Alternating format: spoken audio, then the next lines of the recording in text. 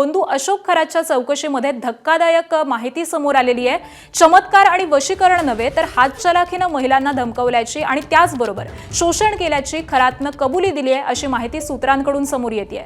दुनिया झुकती है झुकाने वाला चाहिए, भोंदू अशोक खरातनं अशी कबुली दिली आहे अशी माहिती सूत्रांकडून सध्या समोर येते। तर ज्या गोष्टींना लोक चमत्कार आणि वशीकरण समजतात ती हातचलाखी असल्याचं खरातनं मान्य केलेलं आहे। महिलांना जाळ्यामध्ये ओढण्यासाठी वापरलेल्या ट्रिक्सला विज्ञानाचं नाव दिल्याचं देखील आता समोर येत आहे। तर या काळ्या कारनाम्यामध्ये खरातला अन्य कुणाची मदत होती का याचाही तपास आता सुरू झालेला आहे। आणि याच संदर्भातले अपडेट जाणून घेऊयात मुकुल कुलकर्णी यांच्याकडून। मुकुल, खरातच्या या तपासामध्ये अत्यंत महत्त्वाची माहिती समोर येते, त्यांना कबुली दिलेली आहे, काय अपडेट्स आहेत?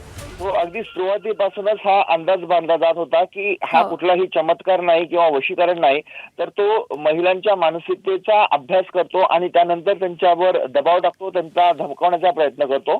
आणि अखेर सुरुवातीला त्यांनी बिलकुल तपासामध्ये सहकार्य केलं नव्हतं, पोलिसांकडून वारंवार प्रयत्न करण्यात आले, परंतु आता अशी माहिती समोर येते आहे की त्याने ही कबुली दिलेली आहे की हे कुठल्याही स्वरूपाचं वशीकरण नाहीये किंवा हे दैवी चमत्कार नाहीये, तर हा विज्ञानाचा भाग आहे। वेगवेगळ्या ट्रिक्स वापरलेल्या होत्या आणि त्या माध्यमातून महिलांवर दबाव टाकण्याचा, प्रभाव टाकण्याचा आणि त्यांना धमकावण्याचा प्रयत्न त्यांनी केलेला होता, अशी पोलीस तपासामध्ये कबुली देण्यात आलेली।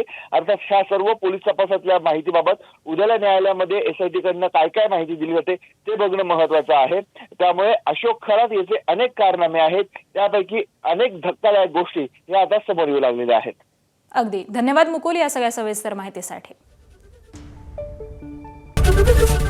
ABP माझा, उघडा डोळे बघा नीट।